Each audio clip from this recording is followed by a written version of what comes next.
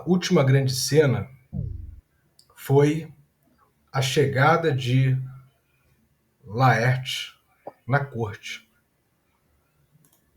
E o rei, ele, não acreditando naquilo, ele chama sua guarda suíça. Nós vimos que os suíços, eles eram recrutados naquela época pelos reis para fazerem parte de uma guarda real. Então ele chama os seus guardas, que são estrangeiros, contra os dinamarqueses, porque ele está ouvindo gritos, um ruído, e ele acredita que seja uma insurgência, uma desobediência civil. E quando Laerte chega, ali nós temos um diálogo. Vamos ver o que quer Laertes, que soube da morte do seu pai e veio saber em que circunstâncias a morte ocorreu, como ocorreu, e não foi feito um velório. Lembrem-se que o rei Cláudio ele fala: nós não demos um velório adequado para Polônio. Um conselheiro de Estado, um oficial da corte, um nobre, ele tinha que ter um velório, né? Então, vamos ler a partir daqui. Vocês estão vendo? Me deem, por favor, um feedback.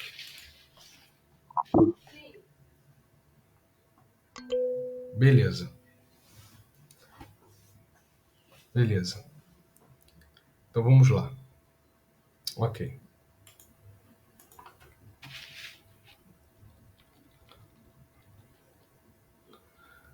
Como se lançam nessa pista falsa, isso é vil, falsos cães da Dinamarca. Mais ruído fora. Rei. As portas cedem. Entra Laerte, armado com seguidores. Onde está esse rei? Fiquem lá fora. Seguidores. Não, queremos entrar. Laerte. Deixem-nos, peço. Seguidores. Está bem, está bem. Laerte. Assim, assim. Guardem a porta. Saiam os seguidores. E tu, viu rei, devolve-me meu pai. Rainha, segura-o. Não, perdão. Rainha, segura-o. Calma, meu bom Laerte. Laerte. Uma gota de sangue calmo e eu não seria eu mesmo. Marcaria o ferrete de rameira na fronte casta e pura de minha mãe. Deixa eu ler para vocês a tradução do Milor Fernandes. Uma gota de sangue que em mim ficar calma me proclama. Bastardo, grita meu pai, cornudo, e marca fogo, devassa na testa imaculada de minha santa mãe. Pessoal, eu vi essa tradução, vi que havia uma discrepância, eu fui procurar os textos que estão em inglês, e aí eu vi que ele fala assim do pai, ele fala, né? Uma gota de sangue que em mim ficar calmo me proclama bastardo. O que acontece? Aqui nós temos primeiramente, a palavra ferrete é o instrumento de ferro em brasa usado para marcar animais. Foi usado também para marcar criminosos, escravos. A palavra rameira, a gente viu aqui no Milor Fernandes, devassa, é o termo antigo para prostituta. Então, o Laerte, ele está falando de desonra. Nós vimos no encontro passado que Ofélia ela estava enlouquecendo com tudo o que estava acontecendo ali na corte, com a morte, principalmente por causa da morte do seu pai Polônio. Ela canta versos fúnebres, né, uma espécie ali de canção do enterro. Ela fala de flores e ela fala também de uma jovem que foi seduzida, recebeu juras de amor, mas quando deitou ali com o seu amado, depois disso o seu amado a desprezou. Então ela fala de Polônio, mas ela também fala de Hamlet. Parece que são sentimentos que estão ali misturados e ela está vivendo aquele drama interno, psicológico, aquela confusão psicológica. E aqui Laerte, aí eu faço a pergunta, Laerte chegou a ver a sua irmã Ofélia enlouquecida? Ofélia agora só tem Laerte. Tem a mãe, o Laerte vai falar dela, mas o pai era o guia, condutor da filha, tanto no sentido positivo como negativo. Então ela não pode mais se amparar no pai. Quem vai decidir por ela as opções da vida? Então,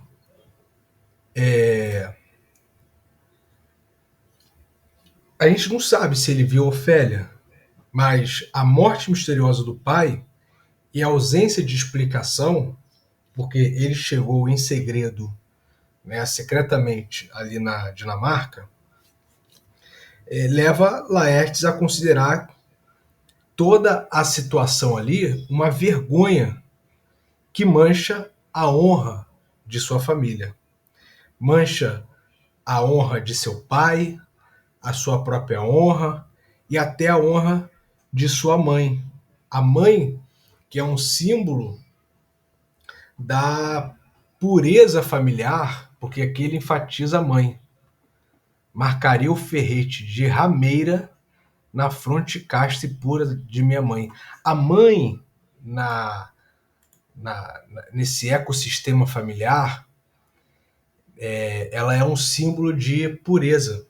Ela é um símbolo de amparo da família, né? É aquela que gera.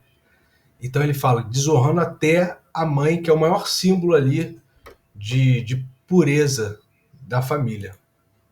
Tá?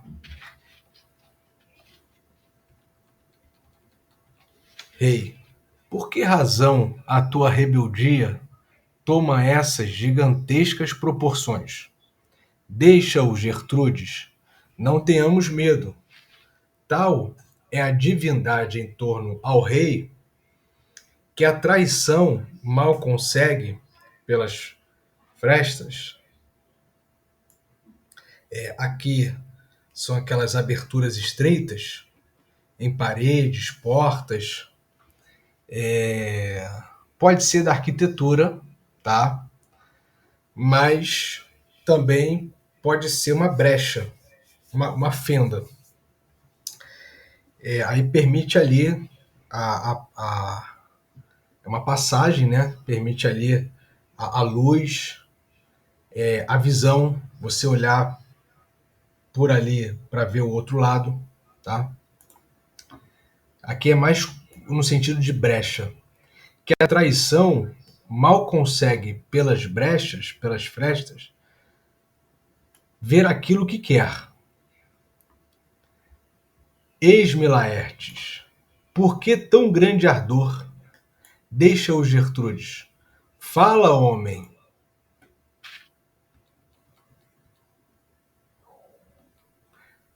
Ele fala aqui, o rei Cláudio, da sua própria conduta ilibada.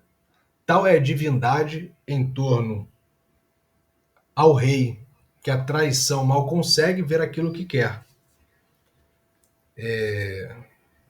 Milor Fernandes coloca assim: é tal a aura divina protegendo um rei que a traição mal consegue entrever o que pretende e fica impotente para qualquer ação. Laerte, aonde está meu pai? Rei, está morto. Rainha, mas não pelo teu rei. Rei, deixa que indague tudo quanto queira. Laertes, como morreu? Ninguém queira enganar-me. Para o inferno a lealdade. As minhas juras, leve-as o demo de demônio. Que a consciência e a graça se vão com ele. Enfrento a danação. Acho que a gente já falou sobre essa palavra, tá? Aqui é o sentido religioso, é condenação da alma, tá? Por isso que ele fala, enfrento a danação, enfrento a condenação da alma lá ao juízo, né? As penas eternas. Cheguei ao ponto de não ter respeito a este mundo nem aos outros. Venha o que vier, hei de vingar meu pai, vingá-lo inteiramente. Então aqui Laerte pronuncia ele anuncia a sua vingança, hei de vingar meu pai. Então nós temos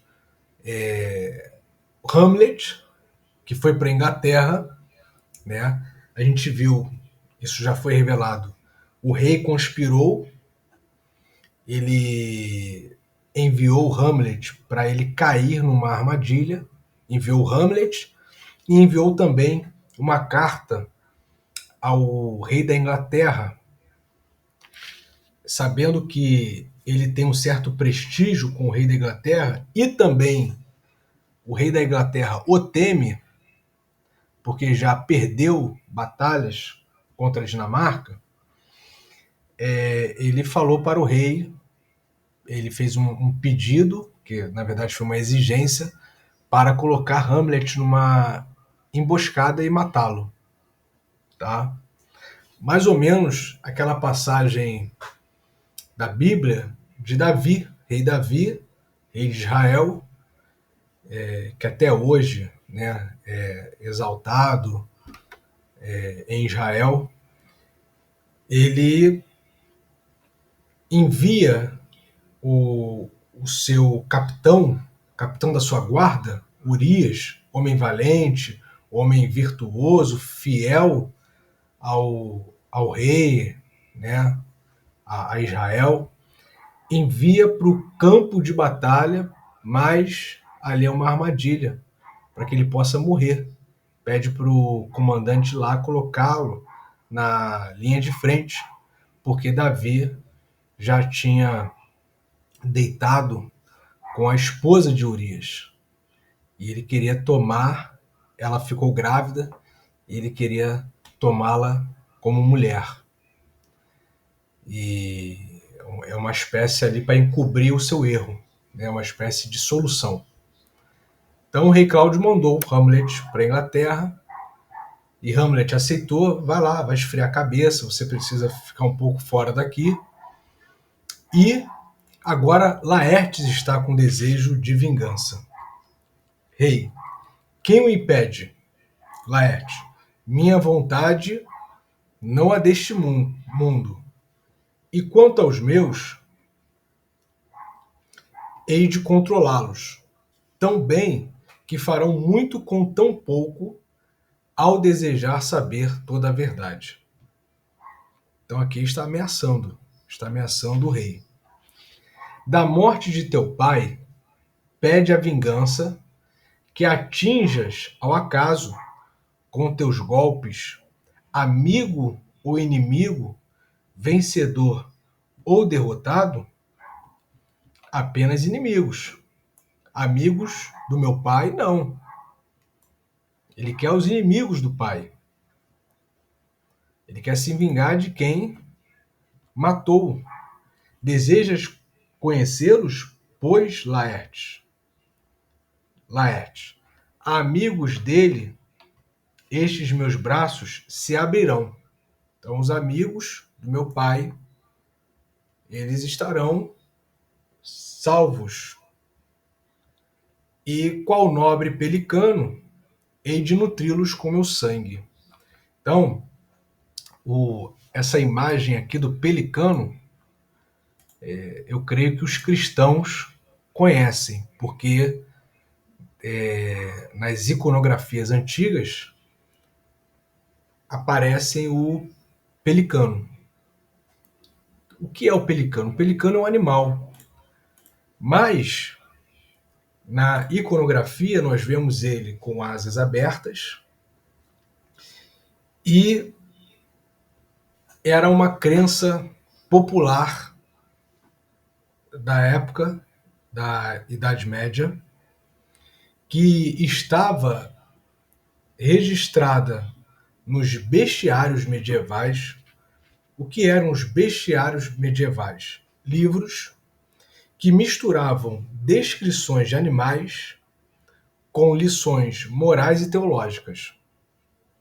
Então, observa-se que na natureza há uma aprendizagem, há aprendizados e teológicos, inclusive, porque tudo isso é criação de Deus. E aí se faz um paralelo ali colocando ensinamentos morais e teológicos. Então, o pelicano, segundo a crença popular, e que acabou sendo colocado nas igrejas, né, no mosaico, como a gente vê, até na, na veste litúrgica, no paramento, né? O pelicano, ele abre o próprio peito com o bico e alimenta os seus filhos com o próprio sangue quando eles estão morrendo. Então, não tem alimento para os filhotes, ele acaba se autoflagelando, automutilando, para que saia sangue e os animais possam se alimentar disso. Isso tem comprovação biológica? É assim na natureza? Não, não é. Mas se acreditava na época que era. E por essa situação, por esse comportamento, o pelicano acabou virando o símbolo do cristianismo. Porque seria o próprio Cristo que dá o próprio sangue para dar vida aos filhos ou a toda a humanidade. Tá? Então, é um símbolo que era muito forte na época e representava o quê? O sacrifício. Ok? Existem registros dessa crença de maneira um pouco diferente em escritos gregos, tá? Mas aí tinha ali uma narrativa que o pelicano morria, no terceiro dia ele ressuscitava e dava, né, do seu próprio corpo, mais ou menos assim. Mas essa crença e esse símbolo ficou muito forte na Idade Média. E ali passou a representar o próprio Cristo. Então, o que o Laertes está expressando aqui? Ele está disposto a dar o seu próprio sangue pelos amigos do Pai e também pela vingança, para vingar a morte do Pai. É uma espécie de sacrifício total, quase sagrado. A gente sabe que durante toda a narrativa existe esse caráter sagrado, existe o caráter religioso. Então é quase um sacrifício, um sacrifício total, quase sagrado, em nome da honra de sua família, tá?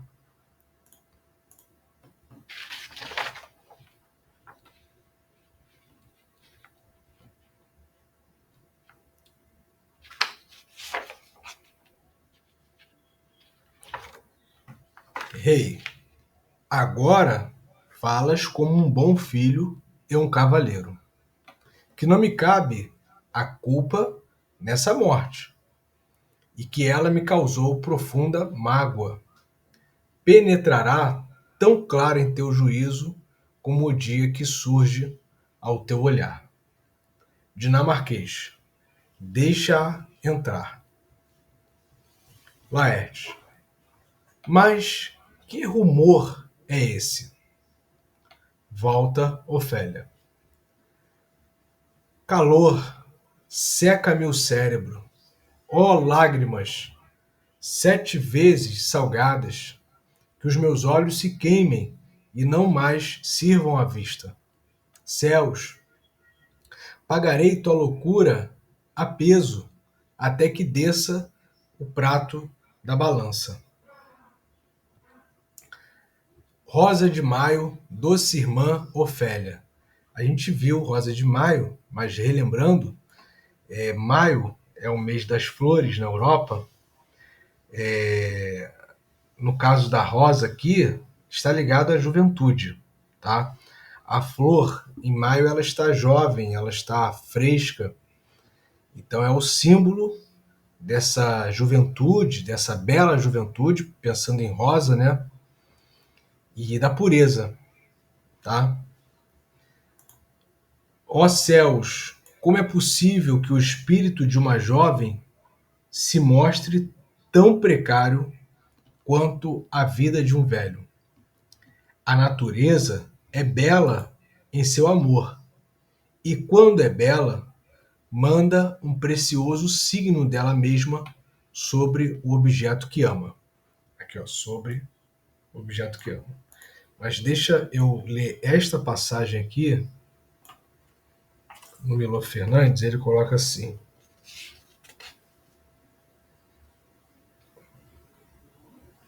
a natureza é sutil no amor, e nessa sutileza sacrifica um pedaço precioso de si própria, aquele a quem ama.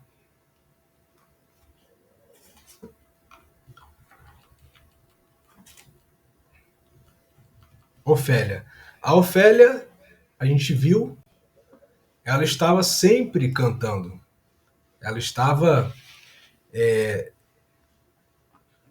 Vocês lembram de Hamlet? Quando Hamlet estava junto de Ofélia, das pessoas, ele recitava textos. Ele fala lá para o primeiro ator, né, algumas falas que ele queria ali adicionar no texto.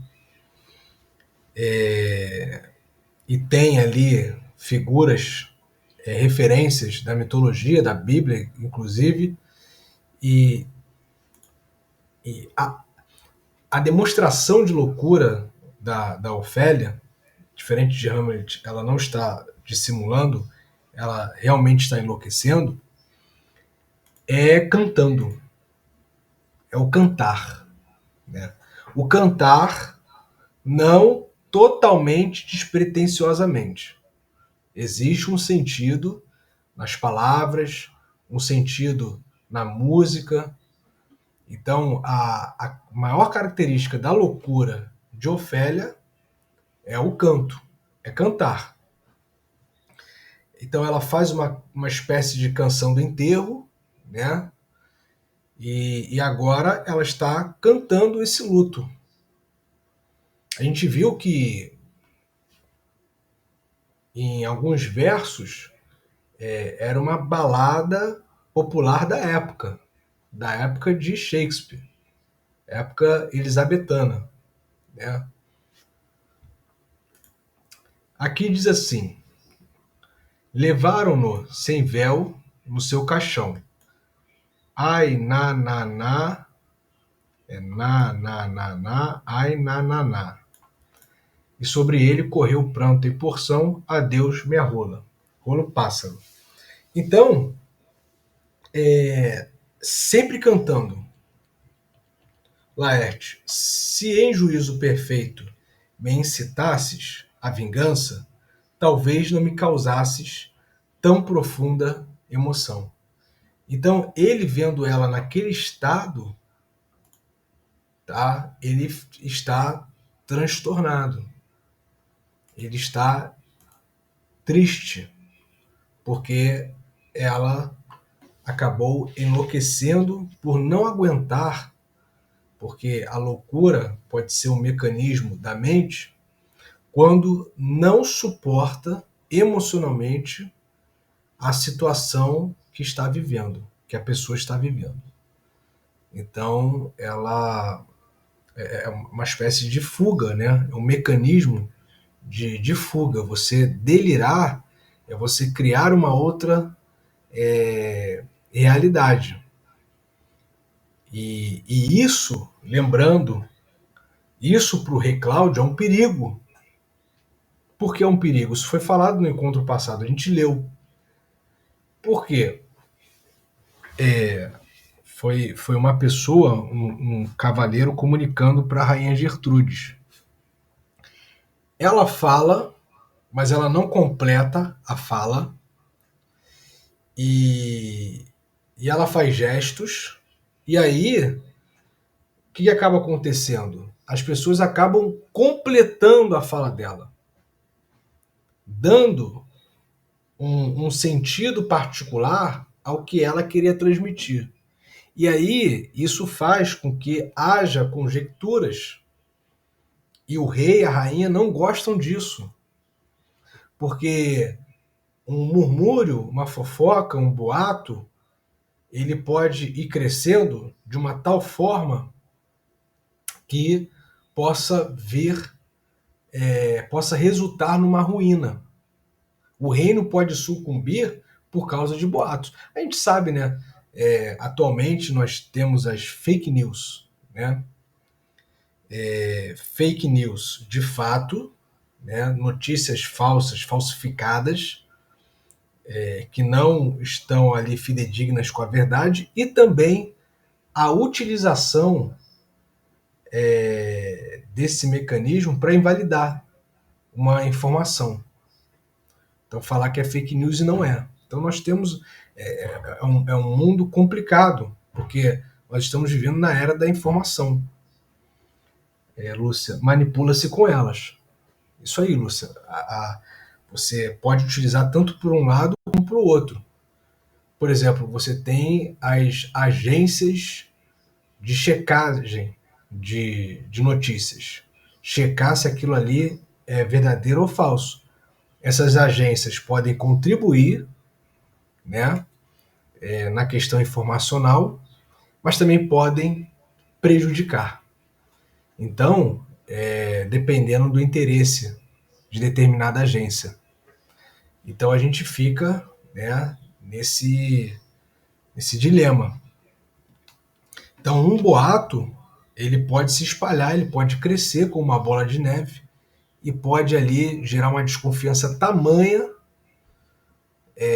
no rei, no governante, que pode até destruí-lo. E isso está acontecendo, porque Laertes ele não sabe o que aconteceu com seu pai, Polônio. Então ele está querendo explicação, ele está querendo esclarecimento. E ele já chegou na corte de forma agressiva, ameaçando, inclusive, vingar o pai. Mas continuemos.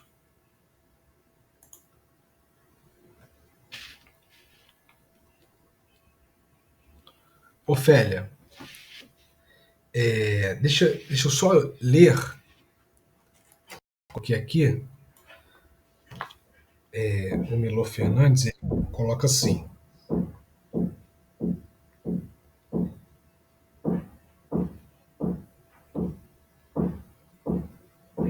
Se estivesses em teu juízo e me incitasses à vingança, não terias tanta força.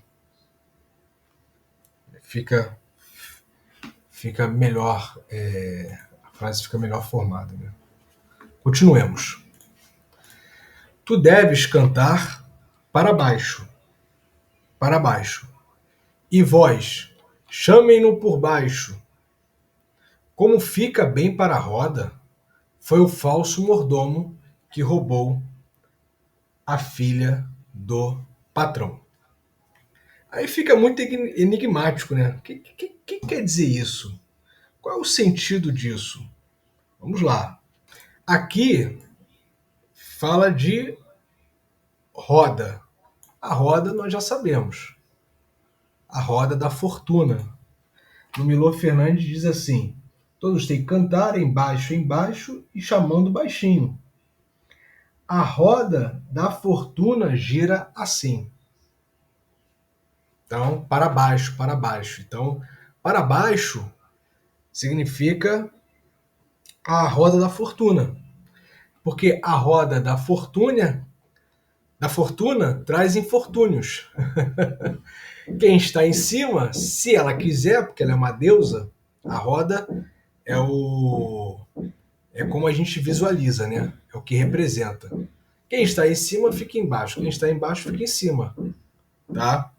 A Ofélia estava em cima e ela girou a roda. Agora o seu pai está morto, né? São essas adversidades, esses infortúnios da vida, né?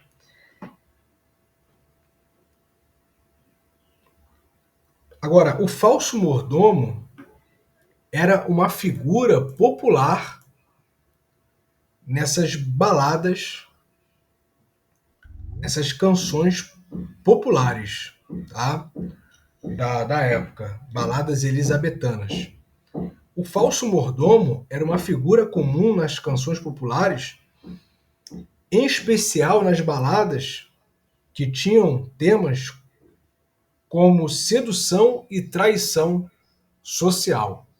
Porque mordomo é um criado, é um servo no sentido de serviço, não de servidão. Nelas, um criado seduz a filha do patrão, abusando da confiança, que representa a traição dentro da hierarquia doméstica. Então, foi o falso mordomo que roubou a filha do patrão. E aí, Ofélia aqui, ela está demonstrando a própria dor. Quem seria esse mordomo que traiu a confiança? Será que seria Hamlet? São perguntas que eu faço, tá? Que roubou a inocência de Ofélia. A gente viu no encontro passado que Ofélia fala sobre um jovem, onde a jovem da canção, né? Ela canta essa canção. Ela vai visitá-lo, ela entra na casa desse jovem, o encontro se torna um encontro sexual, a jovem perde a virgindade e depois ele não quer mais casar com ela. E se coloca ali o costume da época, né? Que não está muito distante dos nossos costumes, não. Mas, se você. Ele até fala, né? Se você não estivesse deitado comigo, casaríamos. Então, será que ela está se referindo? A Lúcia falou, acho que sim. Será que ela está se referindo a Hamlet, que roubou a sua inocência? Não sabemos, isso não ficou demonstrado no texto, que Hamlet tirou a virgindade de Ofélia. Provavelmente não, tá? Mas isso não tira o sentido, o símbolo da relação e o que ela quer passar, que foi essa infidelidade no relacionamento. E matou o pai. Foi uma traição, porque matou o pai dela. Nós sabemos que Polônio estava ali, atrás da tapeçaria, ouvindo ele, Hamlet, e conversando com a sua mãe, a rainha.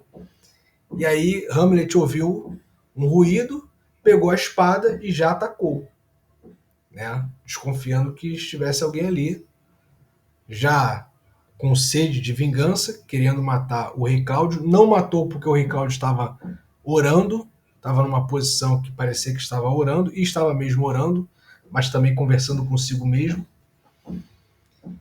E acabou matando ali o Polônio. Então matou o pai. Foi uma espécie de traição. A filha do patrão seria ela mesma, né? Então é uma parábola é uma metáfora para falar da sua própria história pessoal. Esse para baixo, né, embora fale de roda, mas também pode sugerir essa descida dela, né, para a loucura, para baixo, porque ela desceu na roda, né, na roda da vida. A roda girou e ela desceu. Então a descida dela para a loucura e para uma outra coisa que a gente ainda vai ler hoje. Tá bom? Essa queda moral, essa queda espiritual, essa queda na própria vida. Tá? Beleza? Alguém quer falar? Alguém quer. Uma loucura estranha. É uma loucura que, Lúcia, é descontrolada, que não dá para. Ela, diferentemente de Hamlet, Ofélia está sem controle de si. Hamlet não. Hamlet está tendo muito controle sobre si, ao ponto de atuar, né? Ofélia não. Ofélia ela está descontrolada, ela canta, ela fala, mas demonstra conhecimento da situação. Perfeito. Demonstra conhecimentos da situação. A fala dela não é totalmente despretensiosa. Ela não é como Hamlet, né? É como Hamlet. Só que Hamlet, eu creio que seja diferente. Agora, Ofélia, ela está em luto, ela está frustrada com o relacionamento dela com Hamlet, com toda a situação da corte, né? Então, é uma loucura que é um resultado de todas essas circunstâncias que ela está vivendo. E as palavras dela são como palavras de crítica. Parece uma performance. Parece uma performance, mas não é. Eu creio, Lúcia, que não seja uma performance como a de Hamlet. A gente vai ler mais, né? Mas ela tem esse tom de sátira. Parece que é uma espécie de delírio que ecoa, tem esse tom das baladas da época. Ela vai pegando versos de baladas da época, né? Porque são baladas que realmente existiam, e é um delírio consciente, mas ele vai, sabe, ali, esse tom que ela vai falando aonde vai havendo um envolvimento que que está começando já a virar uma confusão entre o riso, a sátira e a tragédia. Porque tem um momento da mistura da comédia e da tragédia, da sátira e da tragédia, que ele fica descontrolado, descontrolável. Tá? Essa mistura, esse imbróglio, esse emaranhado. Diferente de Hamlet. Hamlet, a situação toda ali da corte está virando uma tragédia enorme. Está cada vez crescendo. Né?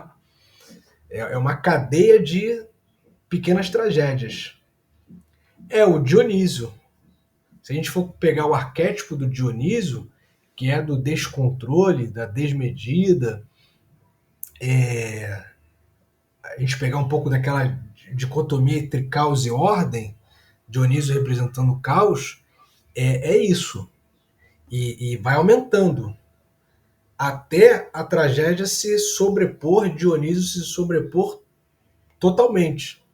Não vai sobrar para Apolo, que é o do equilíbrio, da ordem, da organização, né? da medida. Entendeu? Então, no caso dela, e a gente vai continuar a leitura para ver isso, para constatar isso, tem a sátira, que ela está recorrendo à cultura da época, às músicas da época, e as músicas, pessoal, as músicas são muito importantes.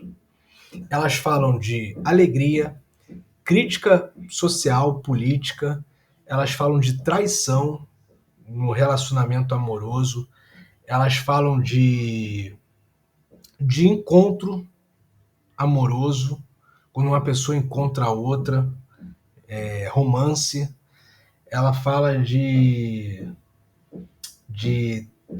esse sentimento de liberdade, de querer se libertar, ela fala muita coisa, é a arte. A arte, ela se expressa expressando a vida, né?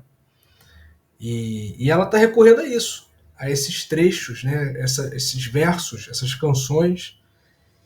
Então, muito bem colocado aqui pela Lúcia, muito bem colocado, há essa sátira, há essa crítica. Mas ali já está se envolvendo, essa comédia está se envolvendo com a tragédia e ficando algo descontrolado, tá?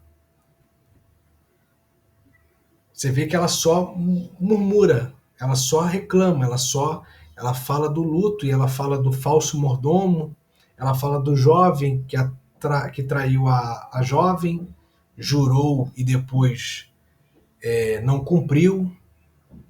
Então isso tudo está ali afogando ela. É um drama interno, interior. Beleza?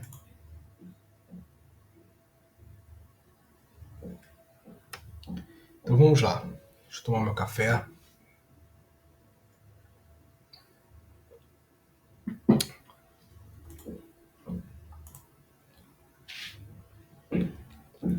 Laerte. Esse nada é mais que muito. Ofélia. Aqui tens rosmaninho para recordação. Eu te peço, amor, recorda-te e temos amores perfeitos para o pensamento. Rosmaninho, planta arbustiva com flores com cor roxa-lilás que surgem agrupadas em espiga.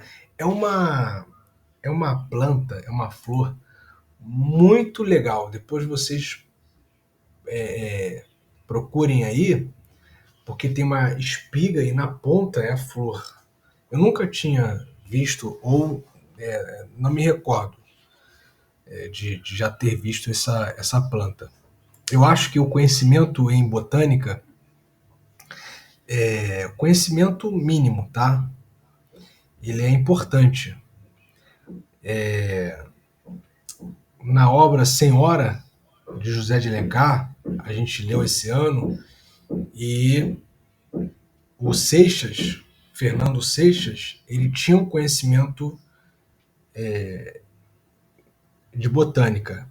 E assim, eu estou lembrando aqui de um conto do Chekhov, eu estou lembrando de outros textos literários que trazem Frankenstein, Mary Shelley, faz longas descrições da natureza.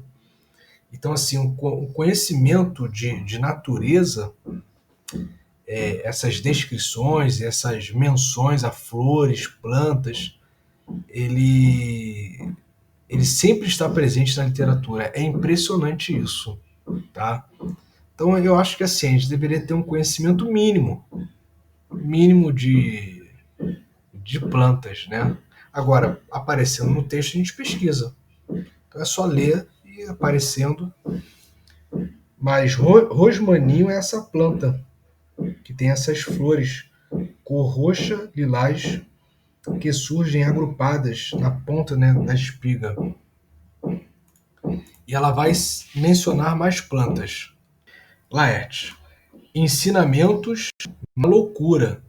Pensamentos unidos às lembranças. Olha só o que o Laertes coloca aqui. Lúcia e demais. Olha só. ensinamentos na loucura, pensamentos unidos às lembranças. Então, a loucura dela é saber que o que está acontecendo e lembrar, recorrer àquilo que ela pode lembrar e transmitir isso. Exteriorizar isso. Acho que é isso.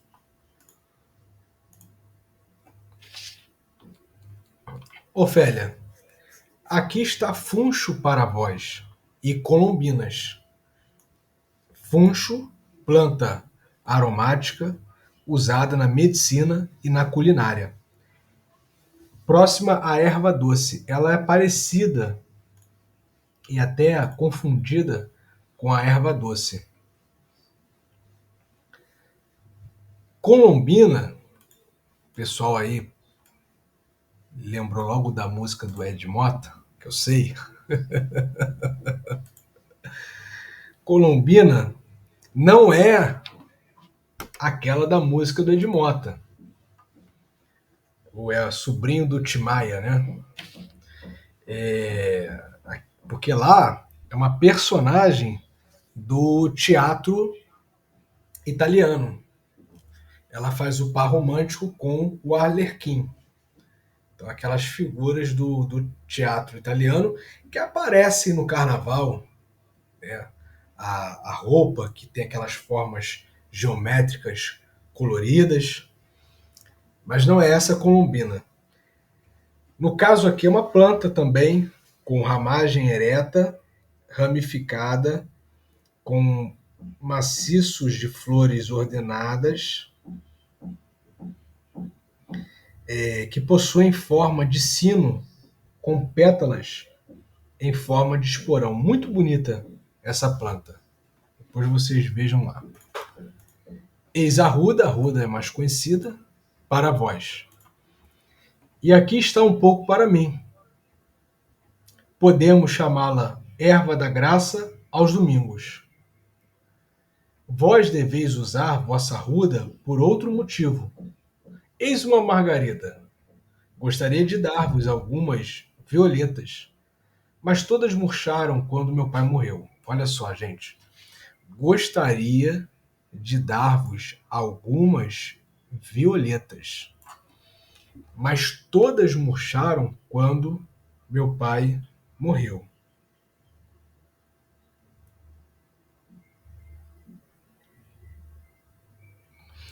Então, dizem que ele teve um bom fim.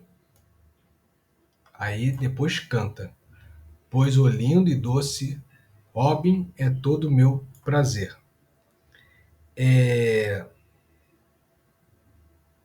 Aqui nós temos flores. Onde nós temos flores? No velório, tá?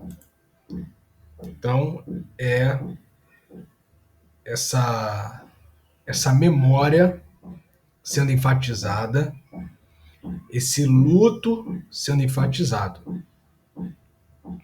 As violetas murcharam porque representa ali a morte.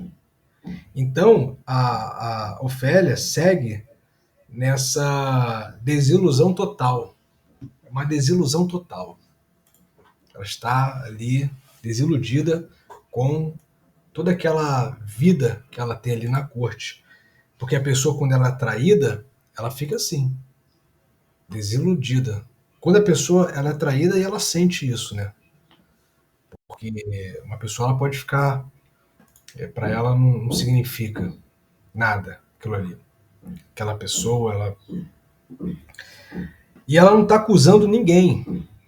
Ela não acusa diretamente ninguém. Mas todo o público entende. Amargura também. Amargura. E o público entende ali. Porque quem é o alvo? O alvo é Hamlet. Não tem como ser outro. Quem matou Polônio? Hamlet.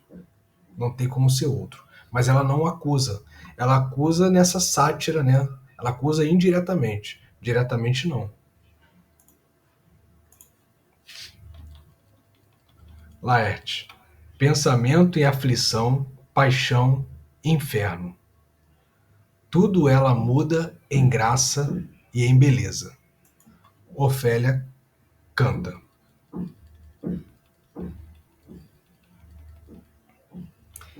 E ele não mais há de voltar, e ele não mais há de voltar. Não, ele morreu, foi no sepulcro descansar. Ele não mais há de voltar.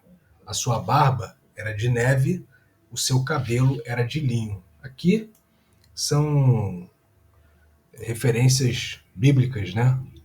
Nós já falamos dessa questão da neve. Ele morreu, não adianta mais chorar. Deus que o recolha em seu carinho. E a todas as outras almas cristãs, Deus esteja convosco. Então, essa espécie aqui de velório cristão, essa espécie aqui de luto religioso, ela coloca o caráter religioso aqui no meio. Sempre, né? A gente está vendo sempre esse caráter religioso.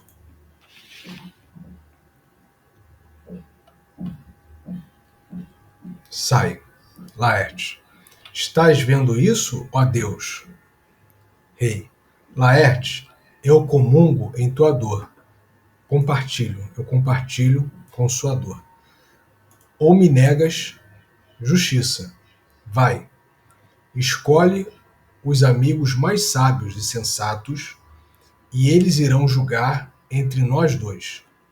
Se por meio direto ou indireto me julgarem culpado, eu te darei vida, coroa e tudo o que possuo para a tua vingança. Não daria, né, pessoal? Mas ele sabe que não foi ele que matou. Mas se o negam, que te contente usar de paciência, e nós iremos, junto de tua alma, dar-lhe satisfação.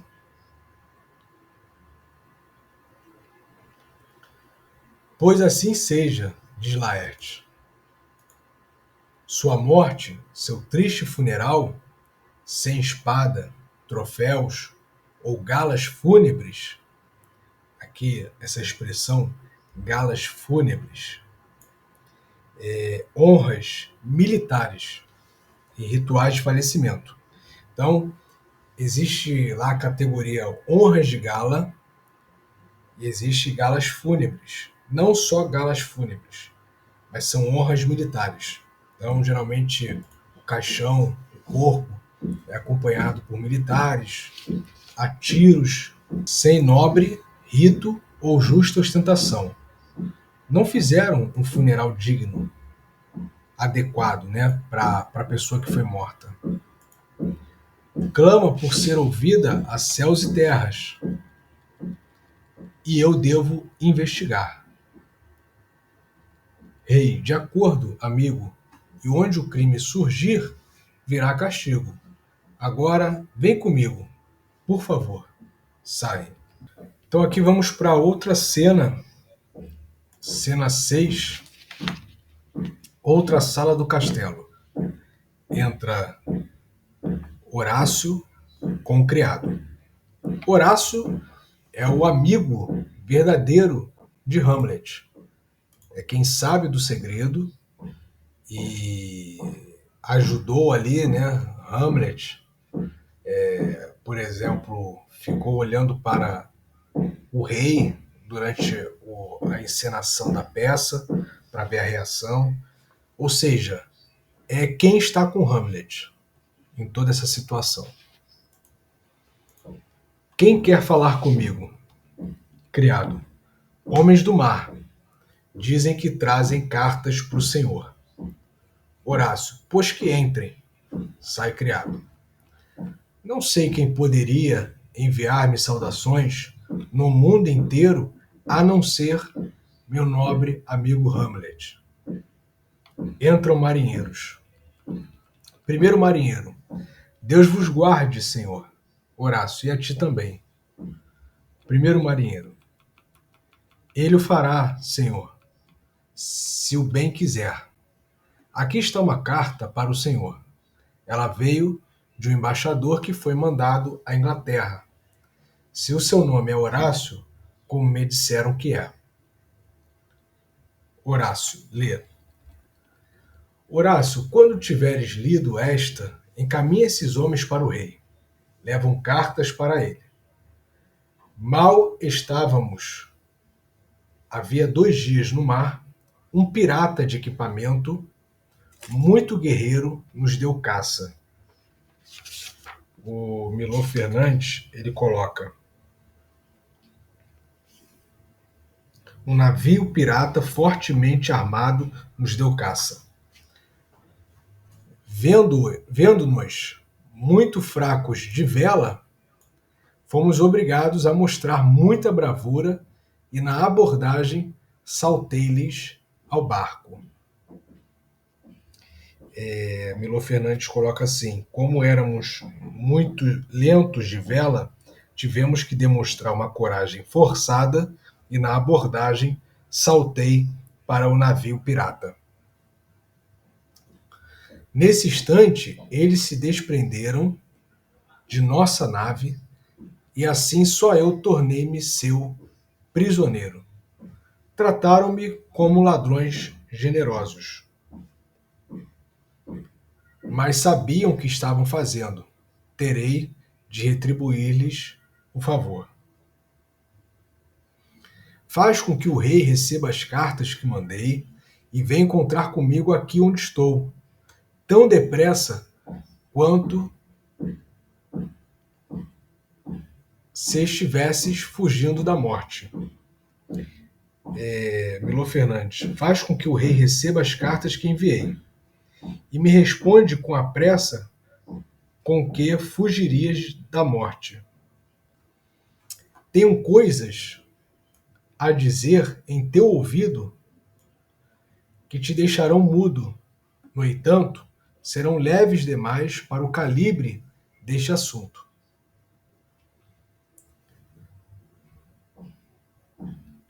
Esses bons sujeitos te trarão para onde estou.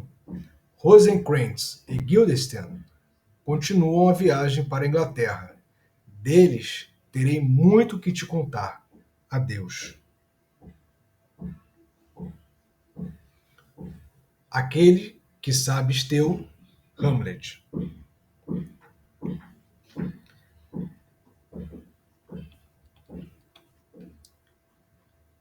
Vou conduzi-los para entregar as cartas. Sejam ligeiros, para após levar-me aquele que os mandou até aqui.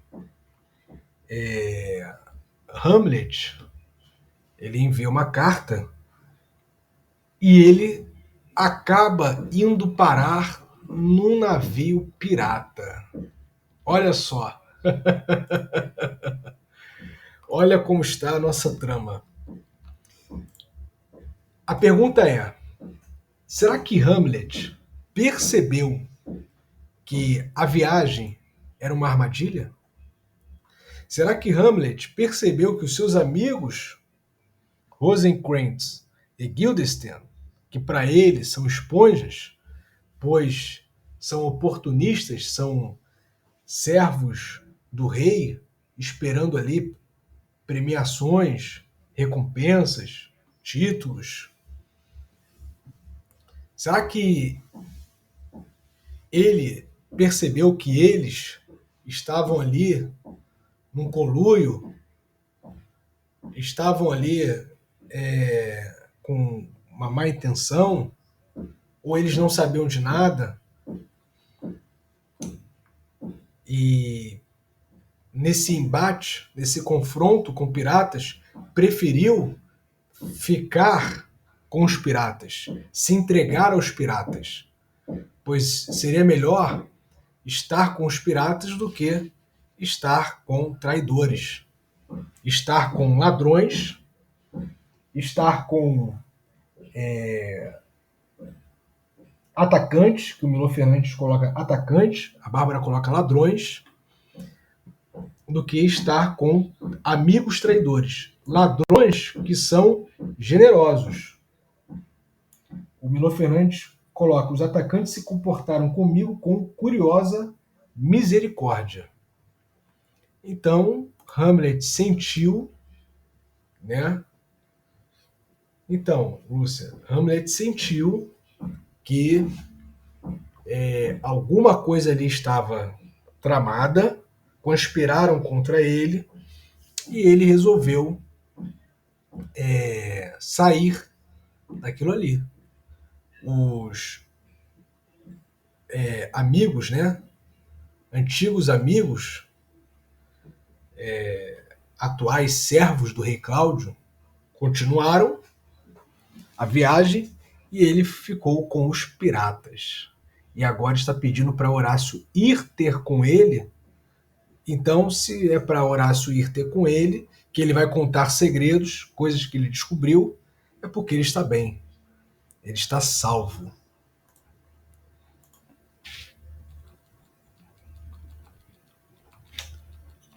Saem.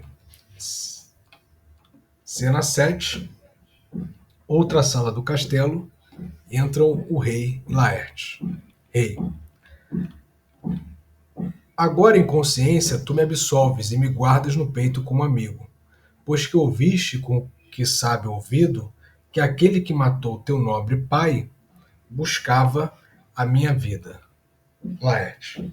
Mas dizei-me, por que não procedestes contra os fatos tão criminosos e de tal violência, se por vossa grandeza e segurança eres tão provocado?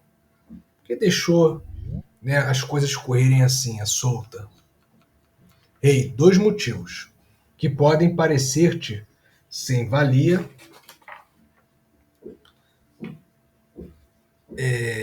mas são fortes para mim. Milor Fernandes coloca que te parecerão talvez bastante débeis. Pela rainha, sua mãe, mãe de Hamlet, que só vive para ele, e por mim mesmo, por bem ou por mal, a tenho tanto unida ao corpo e à alma que, como a estrela que se move apenas na sua esfera, eu vivo só por ela. A outra causa de eu não ir a público é o grande amor que o povo tem por ele. Hamlet tem o amor do povo. Afogando os seus erros nesse afeto, os erros de Hamlet, tal como a fonte que faz pão da pedra, esse é absurdo, né? Uma fonte fazer pão da pedra, mas é um absurdo que o povo ignore os erros de Hamlet, pelo afeto que tem por ele, lhe mudaria as faltas em adornos, e as minhas frágeis flechas, contra o vento, voltariam ao arco sem chegarem ao alvo que eu visava. Então, tem a mãe de Hamlet, que é sua esposa, ele não quer atingi-la, ele falou que vive por ela, e tem o próprio povo, o povo que gosta, o povo que ama Hamlet. Não se importariam com os seus erros. Laerte, desse modo perdi meu pobre pai e vejo agora minha irmã arrastada ao desespero, cujo valor, louvando o que ela foi, desafiou o píncaro dos tempos, o cume, né, a parte mais elevada de uma montanha, tá? De um monte. Desafiou o píncaro dos tempos por suas perfeições. Então, Ofélia, né, na perspectiva de Laerte, tinha uma conduta ilibada. Hei de vingar-me. Rei, não percas o teu sono. Não presumas que somos feitos de tão vil matéria que vejamos o mal às nossas barbas e o tomemos por graça. O Milor Fernandes coloca aqui, vil matéria frouxa e inerte. Não presumas que somos feitos de matéria frouxa e inerte, que vejamos o mal às nossas barbas e o tomemos por graça, ou seja, não fazemos nada. Em pouco tempo ouvirás, mas eu tinha por teu pai grande amizade. e a temos por nós mesmos. Isso espero fará com que compreendas. Entra o mensageiro com cartas. Que é que há? Mensageiro, cartas, senhor, de Hamlet. Eita! Hamlet é bem sabido, ele é bem estratégico, né? Isso se mostra no decorrer da trama. Foi lá para ter com os piratas. De Hamlet, quem as trouxe? Mensageiro, marinheiros, senhor, segundo dizem. Não os vi.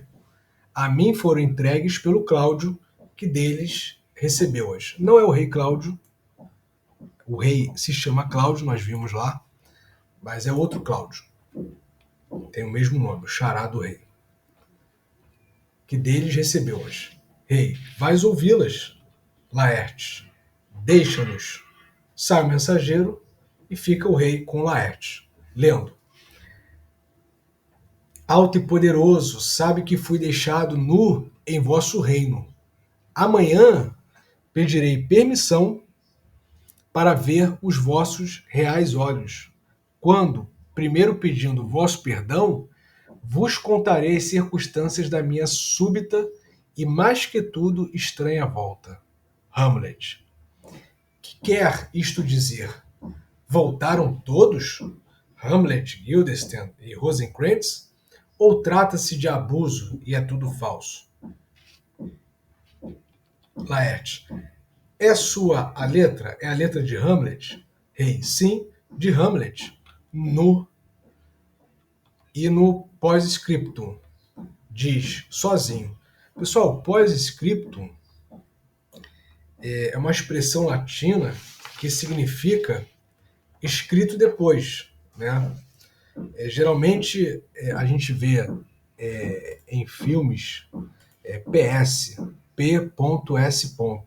Então, geralmente é abreviada como PS e utilizada para adicionar uma observação, comentário ou informação adicional ao final de uma carta ou bilhete.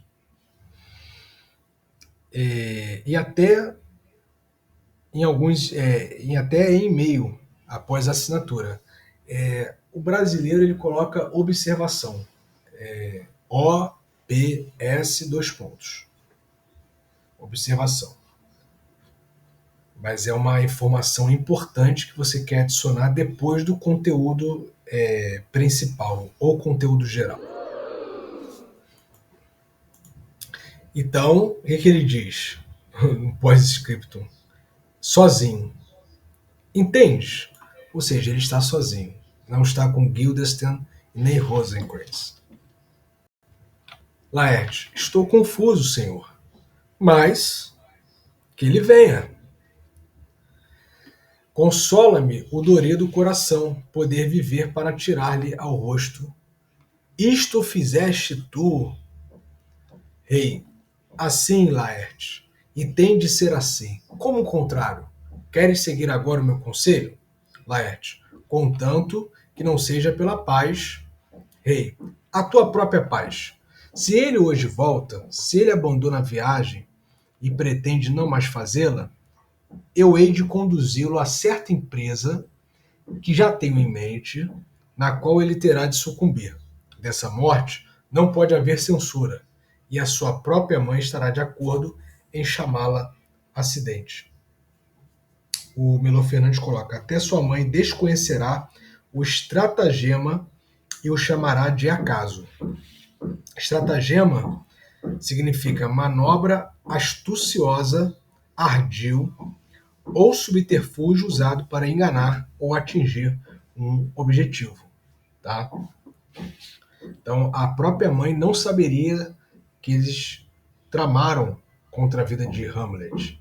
Ela chamaria de acidente, de acaso. Laerte, eu me submeto. E é melhor que o plano, estando urdido, eu possa executá-lo.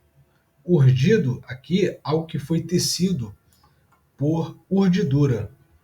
Que a urdidura é aquela disposição dos fios de um tecido. Quando você. De um tear. quando tem aquela máquina de tecer, e aí você vai tecendo, eles ficam tecidos, né? Ficam sobrepostos. Mas o sentido figurado aqui é o plano que foi tramado, conspirado cuidadosamente. Essa palavra é utilizada para isso, tá? E essa prática aqui, essa estratagema do rei Cláudio, não é nova. Ela não é nova. Ele fez isso com o rei Hamlet, né? Ele está utilizando a mesma estratégia. Rei, estamos certos. Desde que viajaste, toda a gente fala em teu nome. E Hamlet sabe disso. Sobre um dom em que dizem que tu brilhas. Teus muitos outros dons não lhe causaram tamanha inveja. E esse é, no meu conceito, um dos mais fracos. Laerte, mas que dom, senhor? Rei, um laço no chapéu da juventude, mas necessário. A mocidade calham as roupas leves e sem pompa que usa, como aos mais velhos martas e roupagens que refletem seu siso e gravidade. Então, o rei Cláudio está falando sobre a mocidade de Laerte. Aqui, martas, a gente já viu, é aquele mamífero que parece uma doninha. O Milão Fernandes ele fala de peles, tá?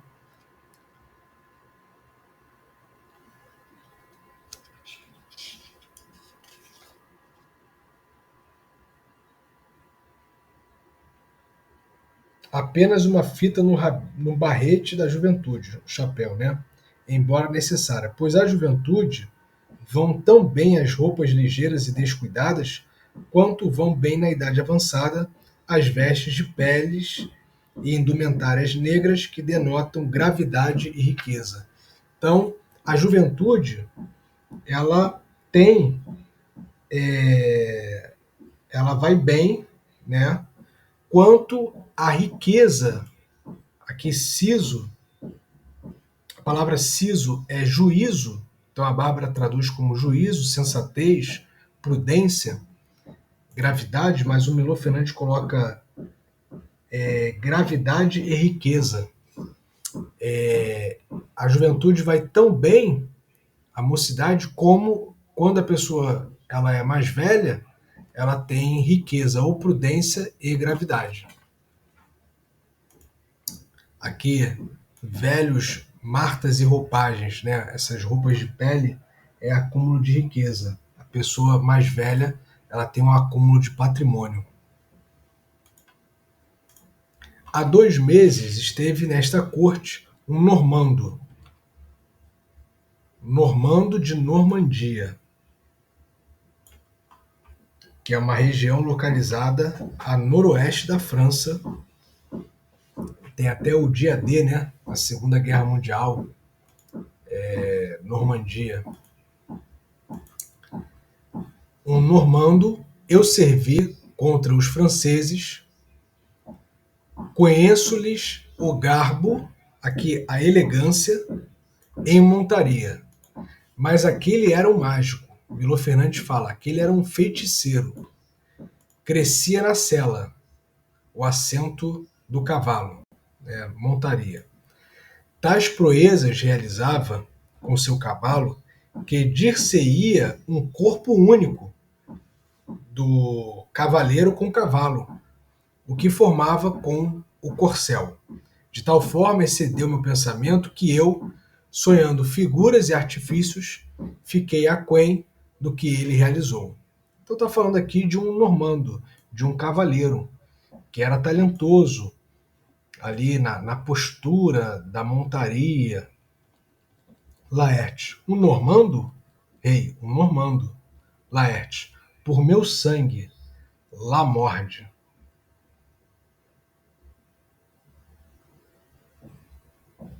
Aposto, Milor Fernandes, aposto por minha vida, era Lamorde. O próprio Laertes. Eu conheço bem, ele é esplêndido, uma joia excelsa, sublime, excelente, um orgulho de todo o seu país. Rei, ele te reconhece superior, e de tal forma nos narrou teus feitos, na arte e no exercício da defesa, especialmente no que toca à espada, ou seja, esgrima, né, duelo de espadachins, que clamou que espetáculo seria se alguém pudesse te enfrentar, porquanto os esgrimistas, seus compatriotas, não teriam ataque, vista ou guarda ao medir-se contigo. Então, a pessoa que tem apreço por Laertes e Laertes tem apreço por ele, né? Ambos se admiram, uma admiração mútua. E ouvindo Hamlet, se envenenou de inveja. Olha só como é que o rei Cláudio é, plantando ali a discórdia para Laertes ser o instrumento da vingança, o instrumento do ataque contra Hamlet. E ouvindo Hamlet, se envenenou de inveja, desejando apenas que depressa regressasses para contigo se bater. Portanto, Laertes, portanto o que, senhor? Rei, caro Laertes, amavas tu teu pai sinceramente?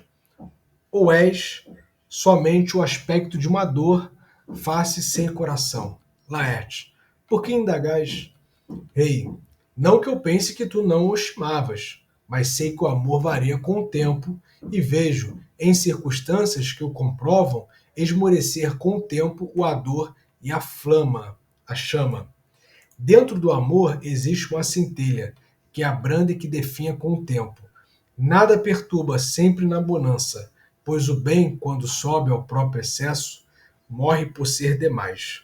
O que queremos fazer deve ser feito na hora exata, pois o próprio querer muda e declina, ferido quando adiado.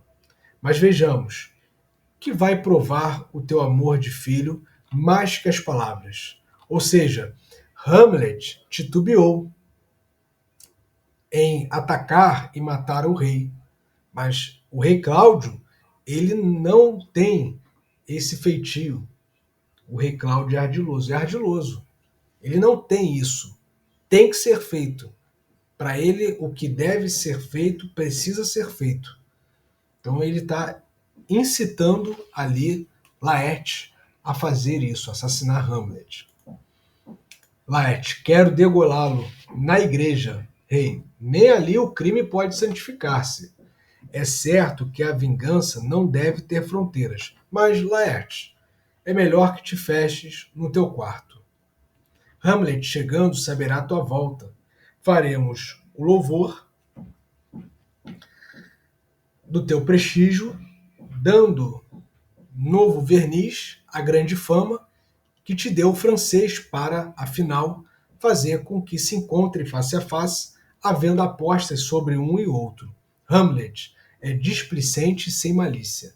Nem cuidará das armas. Desse modo, poderás escolher a tua espada, sem proteção na ponta, e num bom passe terás vingado a morte de teu pai, Laertes. Isso farei, e para ter mais certeza, untarei minha espada de um veneno que comprei de um pirata, tão mortal que uma faca, uma vez imersa nele, se tira sangue a alguém.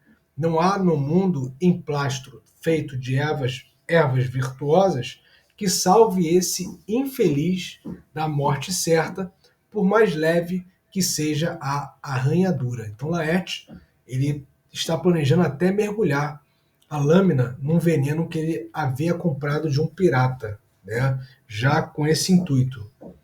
Será banhada ali a minha ponta, para que esta, ao feri-lo levemente, logo faça morrer.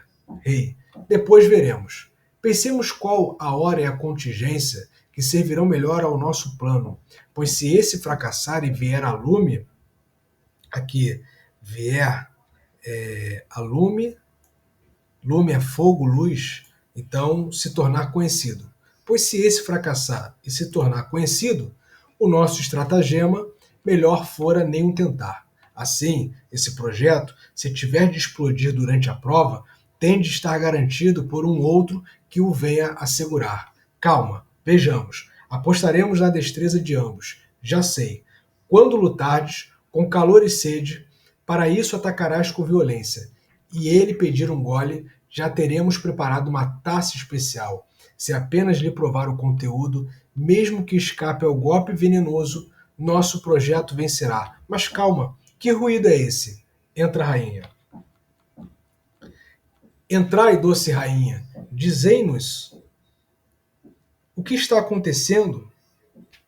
Uma desgraça corre atrás de outra. Com tanta pressa, a tua irmã está morta. Pessoal, Ofélia está morta.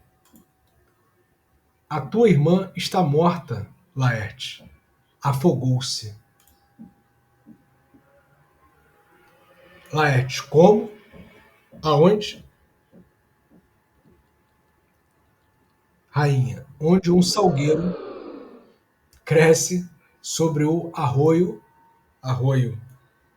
pequeno curso de água, maior que um regato, menor que um rio, arroio é um riacho, espelha as flores cor de cinza na água, ali com suas líricas grinaldas, grinalda é adorno de cabelo, usado principalmente por noivas, mas também por outras ocasiões especiais, como coroas, tiaras, de urtigas, suas líricas grinaldas de urtigas, então esses arranjos de flores para o cabelo, margaridas e rainúnculos. Rainúnculos, plantas com flores que se assemelham às rosas. E as longas flores de purpúrea cor, a que os pastores dão um nome obsceno e as virgens chamam dedos de defunto. Isso aqui existe, tá, pessoal? É a Schillaria polimorfa.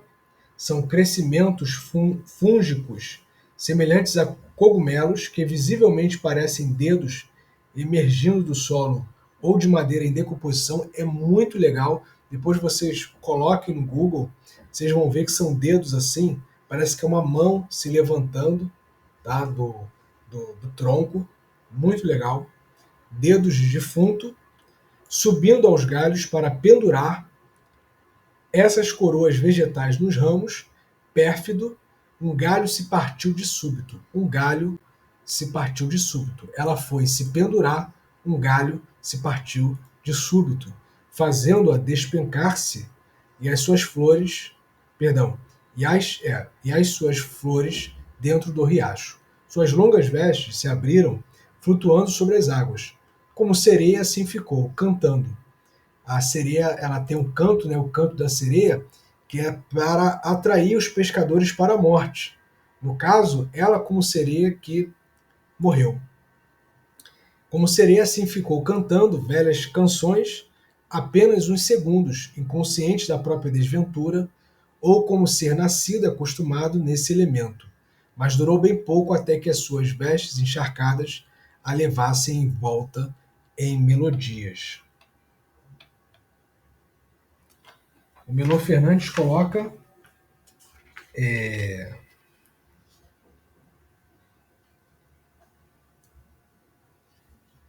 dessa maneira quando ela tentava subir nos galhos inclinados para aí pendurar as coroas de flores, um ramo invejoso se quebrou, ela e seus troféus floridos ambos despencaram juntos no arroio soluçante. Suas roupas inflaram e, como sereia, a mantiveram boiando um certo tempo. Enquanto isso, ela cantava fragmentos de velhas canções, inconsciente da própria desgraça, como criatura nativa desse meio, criada para viver nesse elemento. Mas não demoraria para que suas roupas, pesadas pela água que a encharcava, arrastassem a infortunada do seu canto suave à morte lamacenta. Laerte. Aí afogou-se? Rainha, afogou-se, afogou-se. Já tem água demais, ó pobre Ofélia. Por isso eu me proíbo de chorar. Mas é nosso costume e a natureza o guarde, embora digam que é vergonha. Findo o pranto, o meu lado feminino terá cessado. Adeus, Senhor. A chama que inflamava as palavras que eu dizia vem de extinguir-se agora. Saem. Rei. Vem, Gertrudes, como custou para conter-lhe a cólera, e temo agora que este novo golpe faça explodir. Então, sempre essa preocupação com essa explosão, essa tragédia maior que pode acontecer e tudo sucumbir. Vamos segui-lo, pois. Acompanhe Hamlet, vigie Ofélia e agora vamos seguir Laerte. Sai. Então, cada vez mais descontrolado. Tá bom, pessoal?